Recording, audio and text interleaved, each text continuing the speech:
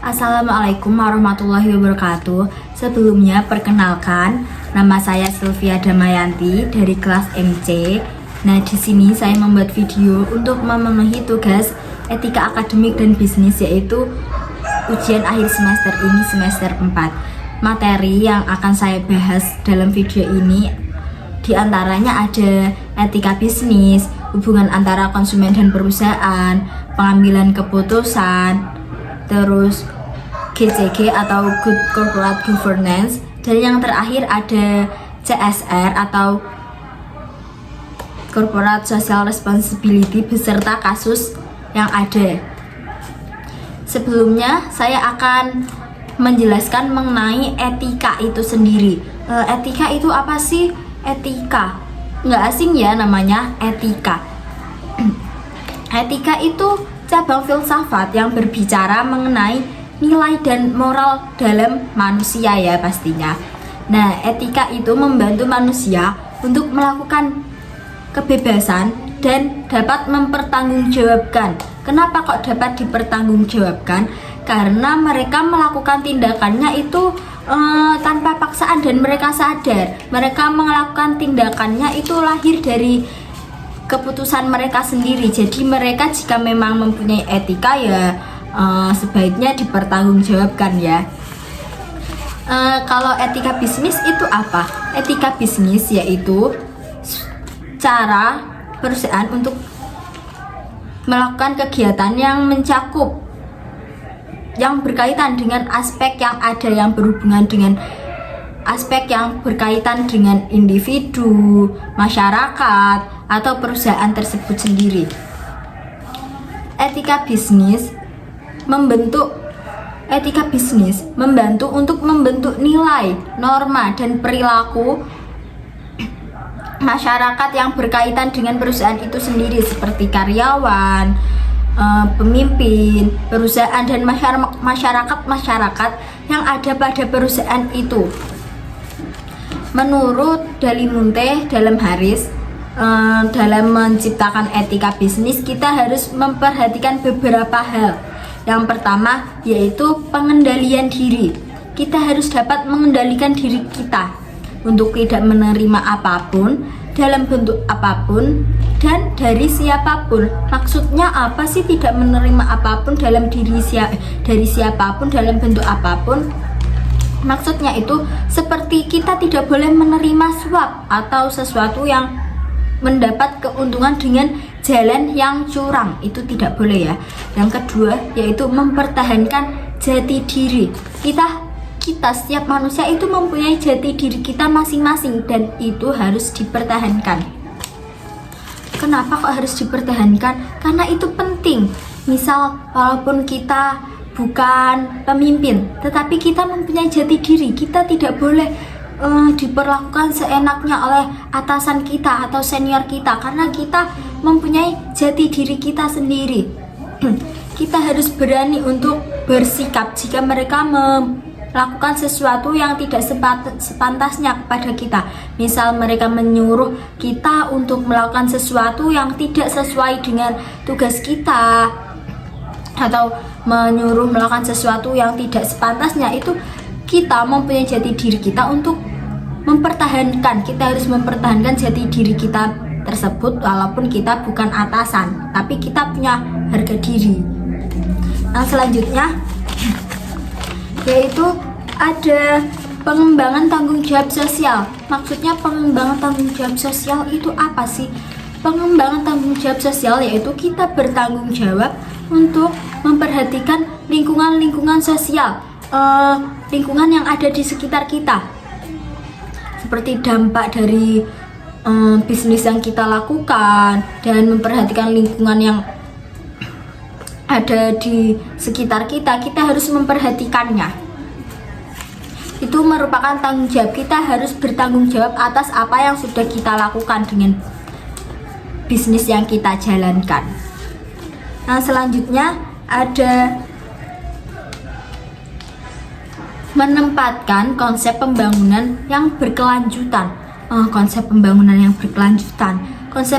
yang berkelanjutan itu misalnya kita harus memikirkan bisnis kita ke depannya akan dikembangkan seperti apa dan mau bagaimana. Kita harus berpikir ke depan dan mencari tahu apa yang akan terjadi. Kita harus sudah berpikir mulai sekarang untuk bisa menerapkan apa yang akan terjadi dan memikirkan apa yang akan kita lakukan di masa depan dengan bisnis kita. Kita harus berpikir ke depan, berpikir maju, dan kita tidak boleh stuck di sini-sini saja dan hanya memikirkan yang terjadi sekarang. Kita juga harus memperhatikan apa yang akan terjadi di tahun-tahun selanjutnya.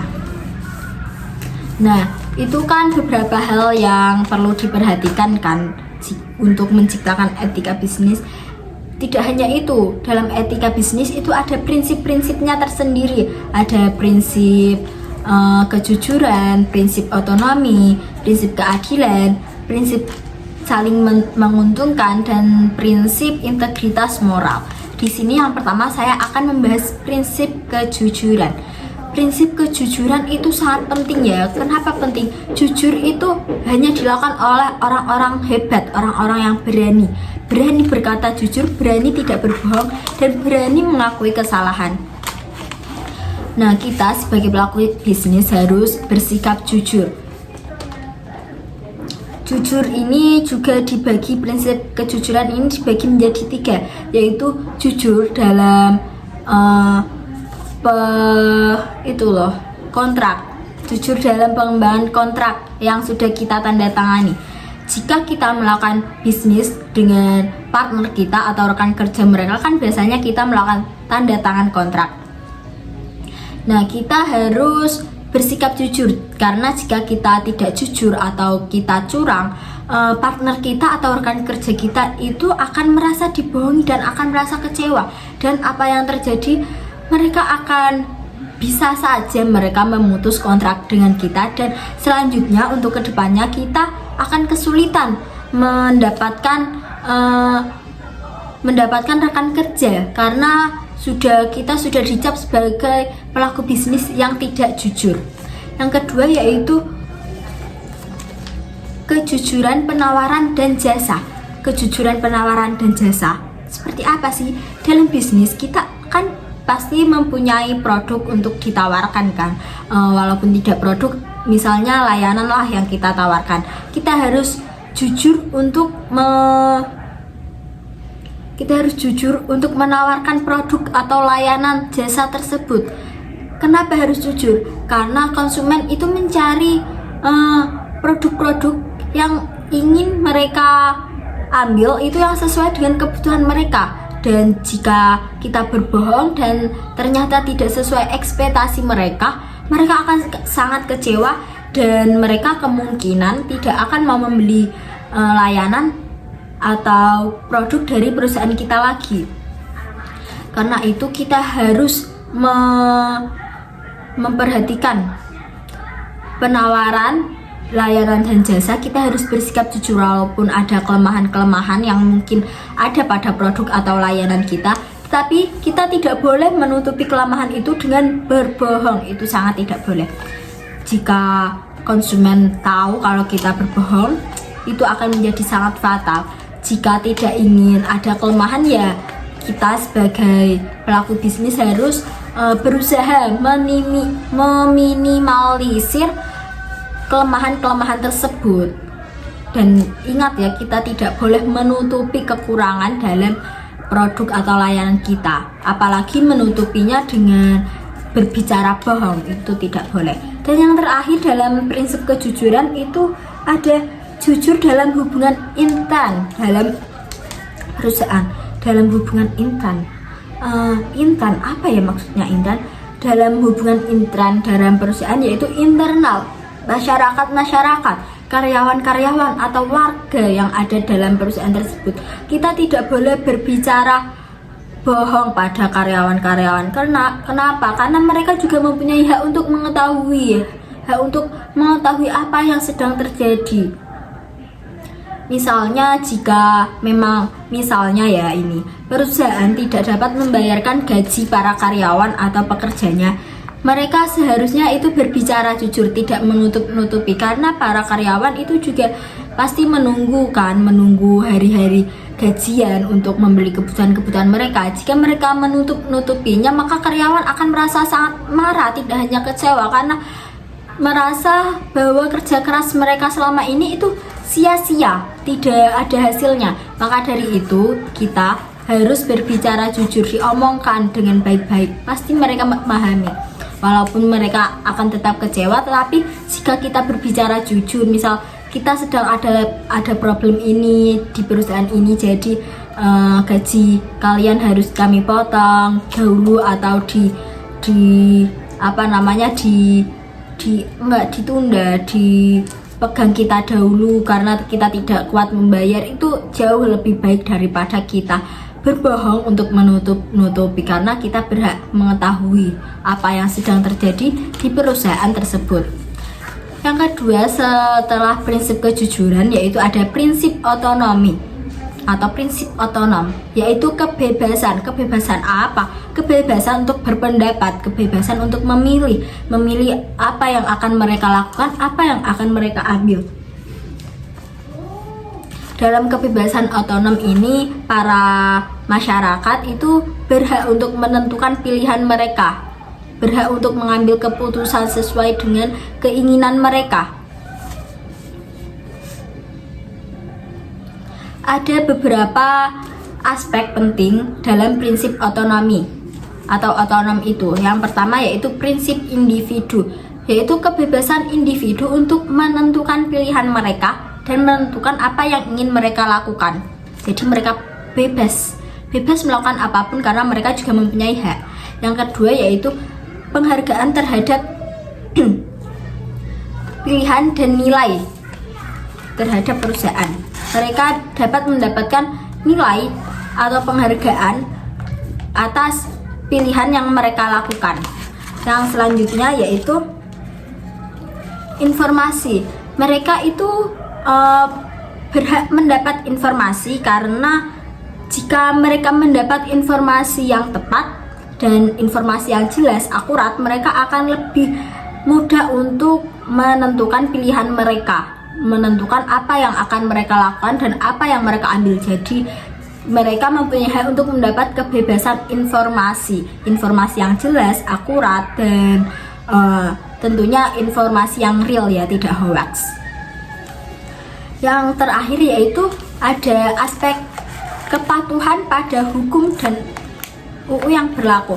Maksudnya itu kita memang bebas menentukan pilihan kita memang bebas menentukan pendapat kita, apa yang akan kita lakukan itu memang dibebaskan, tetapi kita tidak boleh melanggar undang-undang atau aturan-aturan yang sudah berlaku.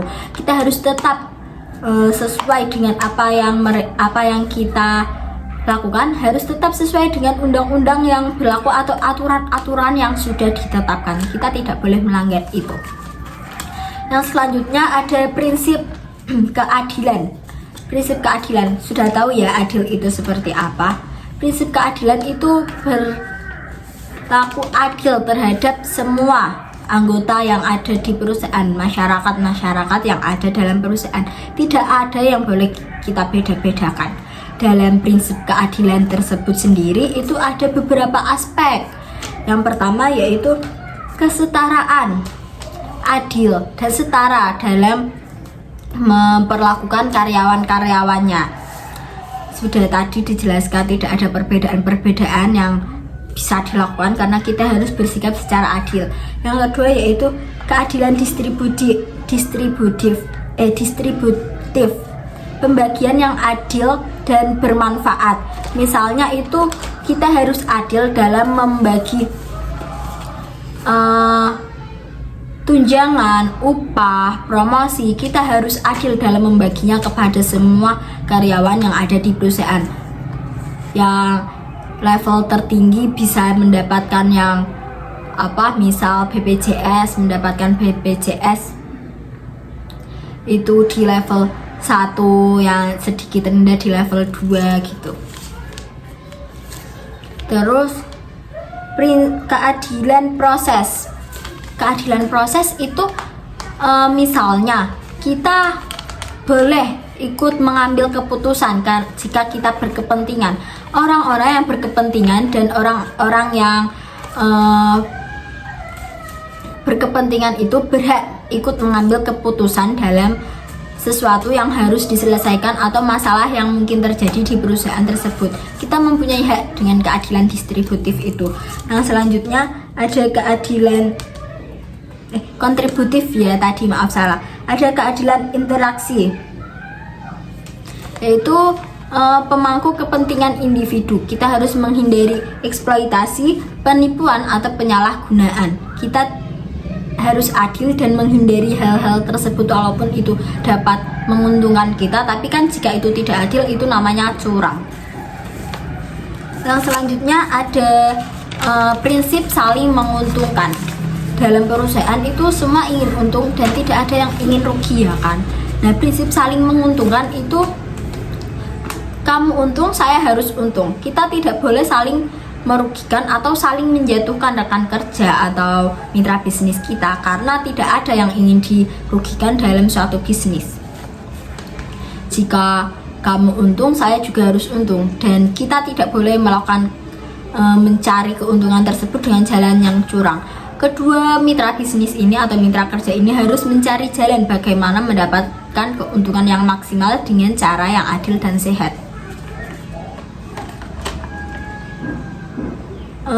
Dalam prinsip saling menguntungkan ini ada beberapa aspek. Yang pertama yaitu Kejeda penyimpanan.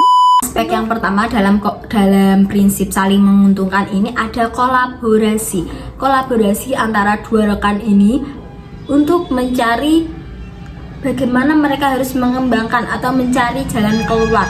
Mereka harus berkolaborasi, bekerja sama untuk mencari solusi. Yang kedua yaitu ada integritas keadilan. Jadi integritas keadilan ini yaitu prinsipnya yaitu intinya jika kamu untung, saya harus untung. Harus adil, jika dia untung kita harus untung. Tidak boleh ada salah satu yang dirugikan atau tidak boleh ada salah satu yang hanya untung sendiri dan satunya lagi merasa dirugikan. Itu tidak boleh. Nah, itu yang dinamakan aspek keadilan dalam prinsip saling menguntungkan ini. Yang selanjutnya yaitu ada solusi kreatif. Kedua rekan ini dalam solusi kreatif itu harus melakukan dan mencari solusi sebagaimana mungkin produk mereka atau bisnis yang mereka jalankan itu berkembang menjadi inovasi yang tidak mudah ditiru orang lain, yang sekreatif mungkin dan mudah digunakan sehingga dapat memenuhi kebutuhan konsumen dan sesuai apa yang diinginkan konsumen. Nah, mereka harus mencari solusi atau ide sekreatif mungkin, seinovatif mungkin untuk dikembangkan. Yang terakhir dalam prinsip saling menguntungkan ini ada jangka panjang. Maksud jangka panjang itu apa? Apanya yang jangka panjang? Di sini yang dimaksud jangka panjang yaitu dampak. Kita harus memperhatikan dampak jangka panjang yang mungkin akan terjadi. Itu salah satu faktor yang sangat tidak boleh diabaikan. Kita tidak boleh mencari yang baik-baiknya saja, tetapi dampak juga harus kita perhatikan. Apa yang mungkin bisa terjadi jika kita melakukan ini, maka perusahaan kita dapat seperti ini. Nah, dampak dari apa yang akan kita lakukan itu seperti ini. Nah, kita harus memperhatikan dampak tersebut. Yang terakhir ada prinsip integritas moral, yaitu tuntutan perusahaan untuk menjadi lebih baik dan menjaga reputasi perusahaan. Kita harus menjadi yang lebih unggul dari yang lain, yang lebih baik dari yang lain, dan tetap membawa nama baik perusahaan agar nama kita atau reputasi kita bisa semakin tinggi dan eksistensi kita juga semakin terpancar. Nah, dalam prinsip integritas moral ini juga ada beberapa aspek yang perlu diperhatikan. Yang pertama yaitu kejujuran. Seperti tadi ya, jujur itu sangat penting. Kejujuran itu yang utama. Orang yang berani jujur itu adalah orang-orang yang hebat, dan itu hanya dilakukan oleh orang-orang yang berani untuk mengambil resiko, berani untuk menghadapi masalah, dan berani mendapatkan atau bertanggung jawab atas apa yang dilakukan mereka. Yang kedua yaitu ada konsistensi. Di sini konsistensi yaitu memegang teguh memegang prinsip apa yang mereka ambil dan apa yang mereka kerjakan itu sesuai dengan standar moral, standar apa aturan-aturan yang ada dalam perusahaan, itu apa yang mereka anut dan apa yang mereka ambil itu sama. Mereka memegang teguh yang sama, berfokus pada intinya yaitu tujuan mereka sama. Nah selanjutnya yaitu ada ketaatan pada hukum. Kita harus dan tidak boleh melupakan ini, taat pada hukum agar kesalahan kita, jika apa yang akan terjadi jika kita tidak taat pada hukum, maka kita bisa saja masuk penjara, menjadi narapidana, atau bahkan perusahaan kita juga dapat mendapatkan imbasnya. Kita tidak inginkan jika itu terjadi, maka ketaatan pada hukum itu harus selalu diingat. Keputusan yang seperti apa kita harus taat pada hukum, kita mau apa juga harus kita taat pada hukum. Apakah ada larangannya, kita harus memperhatikan itu. Yang selanjutnya ada tanggung jawab pribadi. Maksudnya yaitu apa yang kita lakukan juga harus kita pertanggungjawabkan. Kita harus berani bertanggung jawab atas tindakan-tindakan yang kita ambil, dan kita harus siap menerima resiko yang mungkin bisa terjadi atas tanggung jawab yang kita ambil, atas apa yang sudah kita lakukan tersebut. Jadi kita harus berani bertanggung jawab atas apa yang kita lakukan. Selanjutnya yaitu ada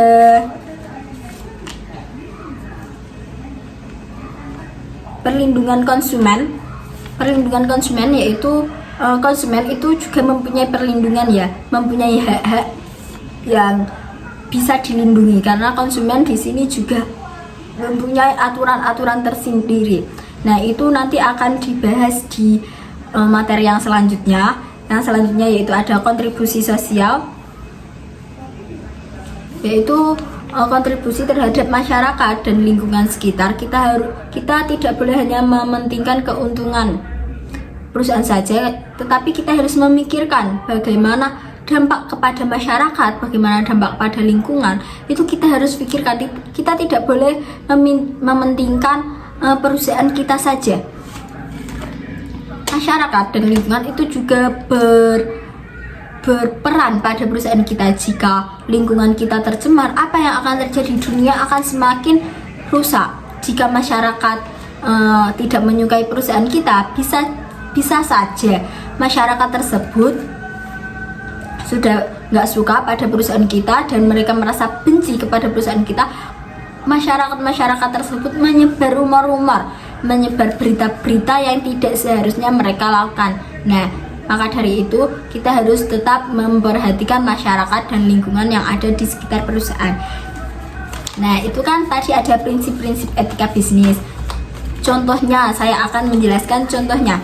Yang pertama yaitu contoh prinsip kejujuran. Contohnya kita sebagai rekan kerja, kita harus jujur. Jika saya melakukan kesalahan, saya juga harus jujur dan berani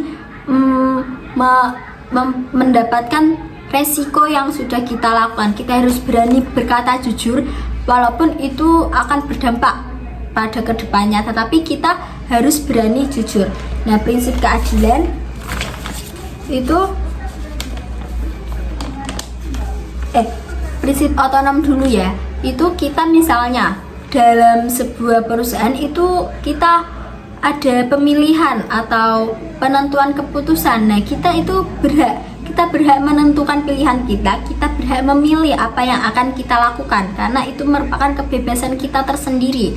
Nah, selanjutnya yaitu di prinsip keadilan. Contohnya, kita berhak mendapatkan upah sesuai dengan yang kita kerjakan. Jika kita bekerjanya lembur, ya berarti kita berhak mendapatkan upah dengan gaji lembur gitu. Nah, selanjutnya ada prinsip setelah keadilan, ada prinsip saling menguntungkan, yaitu contohnya jika mereka untung, kita harus sebagai rekan kerja, contohnya kita harus mencari solusi. Jika memang salah satu merasa dirugikan, kita harus mencari solusi bagaimana agar kita sama-sama menjadi untung, bagaimana agar kita sama-sama tidak mendapatkan kerugian dan saling diuntungkan. Kita harus mencari solusi-solusi tersebut. Yang terakhir ada prinsip integritas moral. Contohnya yaitu kita sebagai karyawan atau sebagai masyarakat, kita harus kita harus menjaga nama baik perusahaan. Kita harus menjaga reputasi baik perusahaan, dan kita tidak boleh mencoret dan membuat perilaku yang tidak sepantasnya hingga nama baik perusahaan tersebut semakin turun. Kita harus tetap menjaga nama baik perusahaan. Nah, itu adalah prinsip-prinsip etika. Yang selanjutnya yaitu ada hubungan etis konsumen dan perusahaan. Konsumen dan perusahaan itu mempunyai beberapa hubungan. Yang pertama yaitu hubungan antara konsumen dan perusahaan. Konsumen dan perusahaan berhubungan jika konsumen sudah membeli produk atau mendapatkan produk dari perusahaan tersebut. Akan terjadi hubungan antara konsumen dan perusahaan jika konsumen itu mendapatkan atau sudah menggunakan produk dari perusahaan tersebut ya. Nah, dalam hubungan antara konsumen dan perusahaan ini ada beberapa aspek.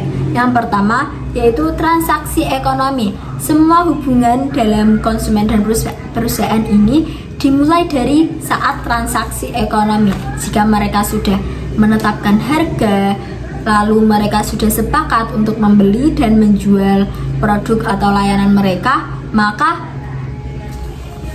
mereka akan mulai mempunyai hubungan antara konsumen dan perusahaan. Nah, jadi semua hubungan itu awal mulanya itu berasal dari transaksi ekonomi, yaitu saat pembelian. Nah, selanjutnya yaitu ada kepuasan konsumen. Kepuasan konsumen ini sangat penting bagi perusahaan, karena kita menciptakan produk atau layanan dan jasa itu untuk apa? Untuk konsumen kan, untuk memenuhi kebutuhan konsumen. Jadi jika mereka merasa puas atau mereka sudah cukup untuk menggunakan produk dari kita, itu akan ada kebanggaan tersendiri. Kita tidak hanya harus merasa cukup, konsumen tidak boleh hanya merasa cukup, tapi mereka harus puas, dan mereka sebagai konsumen harus akan ada pikiran untuk saya harus membeli produk dari perusahaan ini lagi. Kita harus dapat membuat pikiran seperti itu kepada konsumen, tidak hanya merasa puas. Kita harus dapat membuat, atau bisa disebutlah meracuni konsumen agar mereka tergiur untuk membeli produk dalam perusahaan kita lagi. Membeli produk dari perusahaan kita lagi. Yang selanjutnya ada komunikasi antara konsumen dan perusahaan. Itu bisa terjadi jika konsumen berbicara atau bertanya, apakah produk ini seperti ini? Itu bisa saja menjadi hubungan. Jika konsumen merasa ingin bertanya atau mencari informasi tentang produk atau layanan dan jasa, itu menjadi komunikasi antara konsumen dan perusahaan. Yang selanjutnya yaitu ada layanan pelanggan. Seperti pada aplikasi Shopee itu ada layanan pelanggan. Maksudnya itu bagaimana pelanggan itu bisa mengomentari produk yang sudah mereka beli, atau memberikan rating dari produk dari perusahaan kita. Pada layanan Shopee itu ada komentar pembelian. Itu hanya dilakukan oleh orang-orang yang sudah membeli produk kita, dan komentar itu dapat dilihat oleh orang-orang yang melihat produk kita. Jadi orang yang ingin membeli produk kita itu mengetahui, karena ini reviewnya bagus, ini ratingnya bintang 5, jadi mereka akan semakin percaya, dan itu adalah hak konsumen juga. Dan selanjutnya ada kepercayaan konsumen kepada kita. Itu sangat penting. Jika mereka sudah mempercayai produk kita, maka mereka akan ada rasa kecanduan untuk membeli dari produk kita tersebut. Selanjutnya ada inovasi. Kita harus berinovasi untuk bagaimana konsumen dapat menyukai produk kita. Kita harus berinovasi sesuai dengan keinginan konsumen, sesuai dengan apa yang konsumen inginkan dan kebutuhan konsumen. Yang selanjutnya ada tanggung jawab sosial dalam lingkungan. Hubungan antara konsumen dan perusahaan itu juga mempunyai tanggung jawab sosial. Tidak hanya tanggung jawab dalam perusahaan saja, juga mempunyai tanggung jawab sosial dalam lingkungan. Nah, selanjutnya yaitu ada pelayanan yang bertanggung jawab. Materi selanjutnya yaitu pelayanan yang bertanggung jawab. Kita sebagai perusahaan harus bertanggung jawab atas layanan-layanan yang kita sediakan, atas layanan-layanan yang kita beri dan yang mereka terima, karena itu adalah produk dari kita, jadi kita harus berani mempertanggungjawabkannya. Hal ini, pelayanan yang bertanggung jawab ini berdampak pada atas tindakan-tindakan yang sudah kita lakukan. Kita harus berani bertanggung jawab atas apa yang sudah kita perbuat, gitu kan.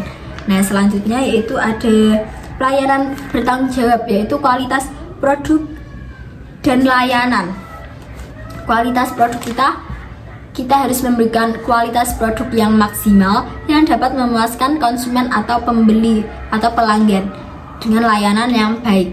Jika kualitas produk kita maksimal, maka mereka akan menyukai kita, akan menyukai produk dari kita. Dan jika kualitas produk kita tidak boleh sampai mengecewakan konsumen, dan jika apabila produk kita mengecewakan konsumen, kita harus dapat bertanggung jawab. Nah, selanjutnya yaitu informasi yang jelas. Informasi yang jelas ini dapat mencakup harga, bahan, kualitas, dampak atau resiko yang mungkin terjadi. Nah, konsumen berhak mengetahui berhak mendapatkan informasi yang jelas mengenai berapa harga tersebut, apa bahan tersebut yang digunakan, lalu bagaimana dampak ke depannya, dan apabila ada resiko, apa resikonya, resiko yang mungkin saja terjadi, apakah dapat berbahaya atau tidak. Nah, konsumen berhak mengetahui informasi yang jelas dari produk tersebut. Nah, selanjutnya ada perlindungan konsumen. Nah, ini perlindungan konsumen. Konsumen mempunyai perlindungan karena konsumen itu membeli produk dari kita, membeli produk yang kita hasilkan, dan mereka membayar kepada kita. Jadi mereka mempunyai perlindungan tersendiri. Selanjutnya ada keberlanjutan lingkungan, yaitu bagaimana dampak produk kita kepada lingkungan dan lingkungan kepada konsumen itu sendiri. Misalnya konsumen tersebut berada di cuaca atau di negara yang dingin, maka mereka sepatutnya membeli jaket yang dapat menghangatkan tubuh mereka sesuai dengan lingkungan yang mereka tinggali. Yang terakhir ada responsivitas dan komunikasi.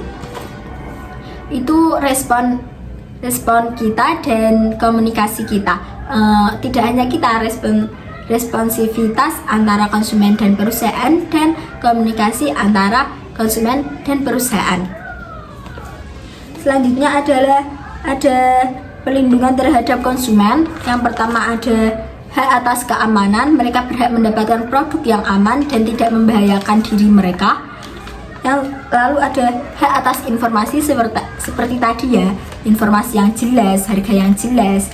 Selanjutnya ada hak untuk memilih. Mereka berhak memilih apa mereka akan membeli barang seperti apa yang mereka inginkan, warna apa, dan berhak memilih apakah mereka jadi membeli dari perusahaan kita atau malah mereka membeli dari perusahaan yang lain. Itu hak mereka, kita tidak boleh memaksa. Selanjutnya ada hak untuk didengarkan. Mereka berhak untuk menyampaikan pendapat mereka, menyampaikan ulasan mereka. Kita tidak boleh melarang itu. Bisa jadi ulasan-ulasan mereka itu menjadi motivasi kita untuk meningkatkan produk kita ke depannya, untuk mengembangkan produk-produk kita ke depannya. Yang selanjutnya yaitu hak lingkungan hidup, yaitu maksudnya produk yang mereka beli itu tidak mempunyai dampak yang buruk bagi lingkungan hidup mereka atau yang dapat membahayakan mereka. Itu adalah perlindungan terhadap konsumen dari materi hubungan etis konsumen dan perusahaan. Selanjutnya, materi yang selanjutnya yaitu etika pengambilan keputusan. etika pengambilan keputusan, maksudnya apa sih? Pengambilan keputusan itu tidak hanya diambil semaunya saja, tetapi harus ada etika-etika yang berlaku, yang sesuai dengan aturan, sesuai dengan apa yang sudah ditetapkan. Nah, etika pengambilan keputusan ini ada 3, yaitu etika pengambilan keputusan perusahaan, etika pengambilan keputusan individu, dan etika pengambilan keputusan kelompok. Etika pengambilan keputusan perusahaan ini mencakup bagaimana perusahaan menentukan pengambilan keputusan yang akan mereka gunakan untuk memecahkan solusi. Sedangkan etika pengambilan keputusan individu itu ada beberapa aspek yang perlu diperhatikan. Yang pertama, gender. Gender perempuan dan laki-laki itu berbeda. Gender itu dapat mempengaruhi hasil dari pengambilan keputusan, tetapi ini tidak dibenarkan ya. Yang kedua ada filosofi, yaitu pola pikir seseorang itu dapat mempengaruhi pengambilan keputusan yang mereka ambil karena pertimbangan masa lalu dan masalah yang sedang mereka hadapi dapat mereka pertimbangkan ulang gitu untuk mencari jalan terbaiknya. Yang ketiga ada edukasi. Semakin tinggi pendidikan orang itu, maka juga mempengaruhi hasil dari keputusan yang mereka ambil. Yang selanjutnya ada pengalaman. Maksud dari pengalaman ini yaitu mereka kan sudah mendapatkan banyak pengalaman, jadi sudah lebih mengetahui jika kita mengambil keputusan seperti ini maka dampaknya akan seperti apa dan resikonya seperti apa. Itu sesuai dengan yang pengalaman yang sudah mereka lalui. Yang selanjutnya yaitu faktor usia. Usia itu dapat mempengaruhi pengambilan keputusan. Kok bisa? Ya seperti pengalaman tadi, orang yang usianya lebih tinggi akan mendapatkan lebih banyak pengalaman yang sudah mereka alami. Yang selanjutnya yaitu ada kode etik atau aturan-aturan agar tidak menyelewah dari aturan yang sudah ditetapkan. Pengambilan keputusan itu harus sesuai dengan aturan-aturan yang sudah ditentukan. Tidak boleh seperti ini, harus seperti ini. Itu termasuk menjadi faktor pengambilan keputusan. Dan selanjutnya yaitu ada reward dan sanksi, yaitu penghargaan dan sanksi. Setiap pengambilan keputusan itu akan mendapatkan output. Jika output mereka baik, maka mereka akan mendapatkan reward dari perusahaan. Dan apabila pengambilan keputusan mereka akan berdampak buruk bagi perusahaan, maka pengambilan keputusan tersebut akan mendapat sanksi dari perusahaan itu sendiri. Yang selanjutnya yaitu pengambilan keputusan kelompok. Nah, berbeda ya, jika individu itu 1 orang, maka pengambilan keputusan kelompok itu ada beberapa orang, 2 orang atau lebih. Maksudnya yang pertama yaitu jika pengambilan keputusan secara berkelompok. 1. Dalam menetapkan target dan tujuan, mereka akan memilih solusi yang lebih baik karena mereka ada beberapa orang, jadi pendapatan mereka itu berbeda-beda dan dapat ditinjau ulang. Yang kedua yaitu dalam mengevaluasi solusi, mereka akan memilih solusi bagaimana yang dapat meminimalkan resiko yang mungkin terjadi. Karena mereka ada melalui pemikiran banyak orang, itu bisa menjadi itu solusi untuk meminimalkan resiko. Dan yang ketiga yaitu dalam memilih solusi itu mereka dapat itu seperti tadi memilih solusi, mereka bisa memilih solusi yang lebih efektif dan efisien sesuai dengan apa yang mereka evaluasi tadi.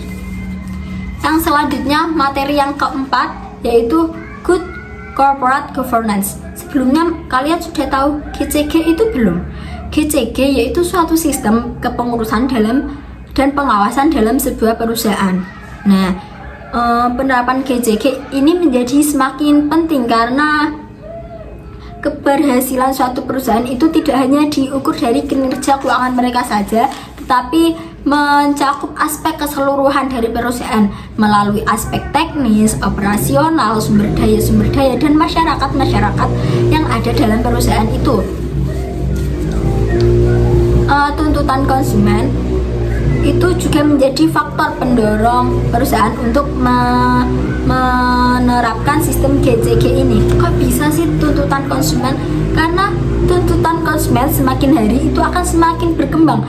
Konsumen ingin sesuatu yang unik, ingin sesuatu yang instan, ingin sesuatu yang mudah dan lebih itu menjadi tuntutan tersendiri bagi perusahaan untuk menerapkan sistem GCG. Dan sistem GCG ini, penerapan ini untuk perusahaan itu dapat membantu untuk meningkatkan kepercayaan. Meningkatkan kepercayaan siapa? Meningkatkan kepercayaan stakeholder seperti mitra bisnis, karyawan, pelanggan, dan stakeholder lainnya yang ada dalam perusahaan tersebut. Nah, dalam sistem GCG ini ada beberapa prinsip. Yang pertama ada transparansi, yang kedua accountability, yang ketiga ada responsibility, yang keempat ada independence, dan yang kelima ada fairness. Saya akan menjelaskan satu persatu ya. Yang pertama yaitu transparansi atau keterbukaan informasi, yaitu mereka berhak mendapatkan informasi yang akurat, jelas, dan tepat waktu. Mereka berhak mendapatkan informasi sesuai dengan apa yang mereka butuhkan. Yang kedua yaitu accountability atau kejelasan fungsi. Kejelasan fungsi, karyawan menjadi semakin mengetahui fungsi.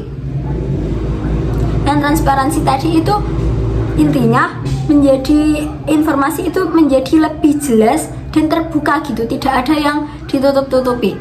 Yang kedua yaitu accountability, yaitu kejelasan fungsi. Semua karyawan sudah mendapatkan lebih jelas tentang job desk atau SOP yang sudah mereka lakukan. Itu lebih jelas dan mereka lebih mengetahui apa yang akan mereka lakukan atau apa yang akan mereka dapat, itu lebih jelas karena sistem ini. Yang ketiga yaitu ada prinsip responsibility atau pertanggungjawaban perusahaan. Pertanggungjawaban perusahaan atas apa yang berlaku, atas apa yang dilakukan, dan atas apa yang sudah terjadi. Jadi pertanggungjawaban perusahaan itu harus juga dipertanggungjawabkan ya atas tindakan-tindakan perusahaan itu tersendiri. Yang selanjutnya ada prinsip independence atau kemandirian. Emang perusahaan itu harus independence ya? Maksud independence itu apa? Maksud independence itu mereka mengambil keputusan atau mereka itu mandiri, tidak ada orang luar yang ikut mencampuri sistem tersebut, tidak ada orang luar yang tidak berkepentingan yang ikut mengambil alih dari perusahaan tersebut. Yang selanjutnya yaitu ada fairness, yaitu kesetaraan dan kewajaran, yaitu mereka bersikap secara setara dan wajar kepada semua masyarakat yang ada di perusahaan. Mereka melakukan semua, memperlakukannya dengan setara dan wajar. Mereka memperlakukan, tidak ada yang mereka bedakan dan sesuai dengan apa yang sudah ditentukan gitu. Nah, selanjutnya yaitu materi yang terakhir. Karena ini sudah hampir selesai penjelasannya, yaitu materi yang terakhir tentang CSR atau Corporate Social Responsibility. Sudah pernah dengar belum? Apa sih itu Corporate Social Responsibility? Corporate Social Responsibility adalah konsep di mana perusahaan secara sukarela mempertimbangkan dampak yang akan terjadi pada lingkungan dan masyarakat. Ini melibatkan tanggung jawab perusahaan untuk melakukan tanggung jawab mereka atas tindakan dan atas apa yang sudah mereka lakukan. Mereka harus mempertanggungjawabkan dampak dari lingkungan, dari masyarakat.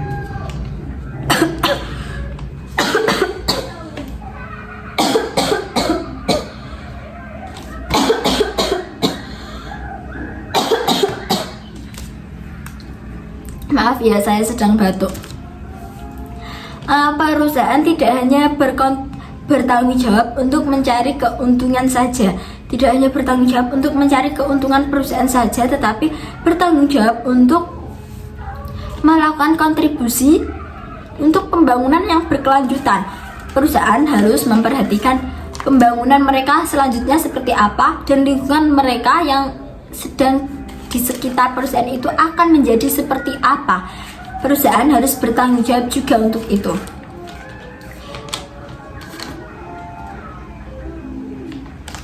Dilansir dari Harvard Business Review, tujuan utama dari CSR yaitu menyelaraskan tujuan bisnis dan sosial dengan tujuan nilai bisnisnya. Jadi maksudnya itu mereka menyelaraskan antara tanggung jawab sosial, tujuan sosial, dan tujuan nilai bisnis pada perusahaan itu sendiri.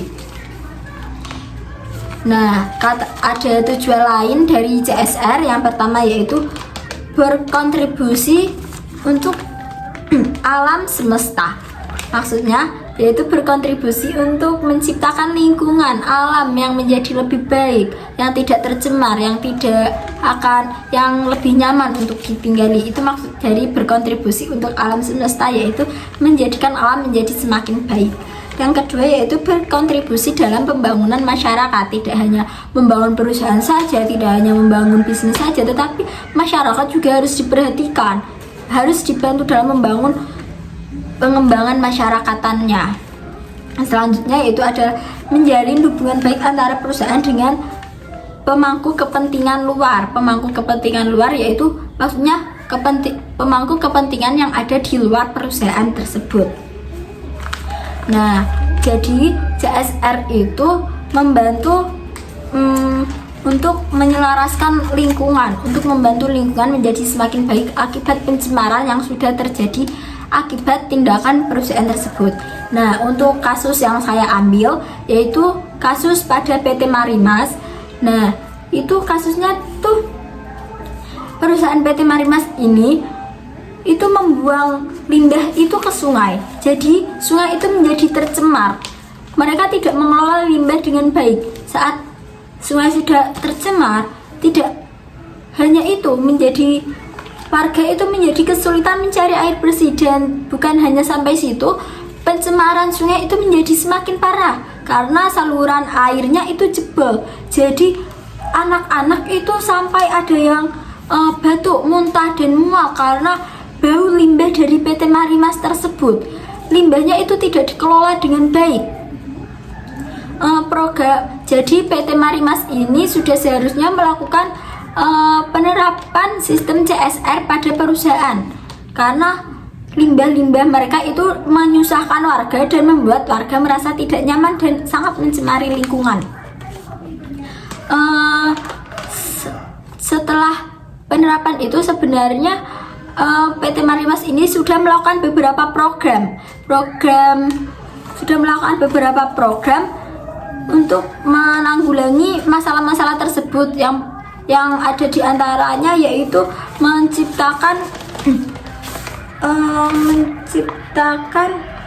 sudah memperbaiki saluran air, saluran air yang jebol tadi, dan mereka juga sudah membuatkan sumur arteris. Tetapi sumur arteris ini tidak semua masyarakat yang berdampak itu dapat menggunakan sumur arteris. Jadi banyak korban dari perusahaan ini, dari pencemaran lingkungan ini, yang tidak dapat ikut menggunakan sumur arteris. Jadi mereka harus membuat sumur arteris sendiri dan mengeluarkan biaya sendiri.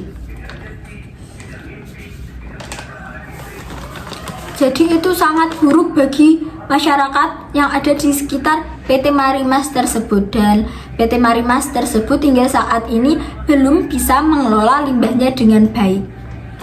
Semoga kedepannya warga di sekitar tersebut akan merasa lebih aman dan perusahaan tersebut juga dapat mengelola limbahnya dengan lebih baik lagi, ya, agar warga di sekitar tidak tercemar. Sekian dari penjelasan video saya mengenai beberapa materi yang sudah saya paparkan di atas. Mohon maaf apabila ada kesalahan. Wassalamualaikum warahmatullahi wabarakatuh. Sebelumnya maaf tadi saya belum menyebutkan sumber materi yang saya ambil untuk materi video ini. Yang pertama ada jurnal Tulungagung bab 20 PDF. Yang kedua ada jurnal dari dosen UPI chapter 10 etika pengambilan keputusan. Yang ketiga ada skrip dokumen skrip etika pengambilan keputusan. Selanjutnya ada buku pengambilan keputusan oleh Dr. Agus Setiawan dan Ibu Yuni Lestari SAP MAP. Lalu selanjutnya ada Nahkota e-jurnal unri.ac.id. Yang selanjutnya ada Jurnal Ilmu Komputer dan Ekonomi dalam Manajemen. Yang selanjutnya ada Regulatory Driven dalam Implementasi Good Corporate Government oleh Johnny Emerson. Selanjutnya yang terakhir yaitu ada Jurnal Undip volume 5 nomor 3 Tanggung Jawab Sosial Perusahaan CSR terhadap lingkungan, studi kasus PT Marimas. Sekian, terima kasih.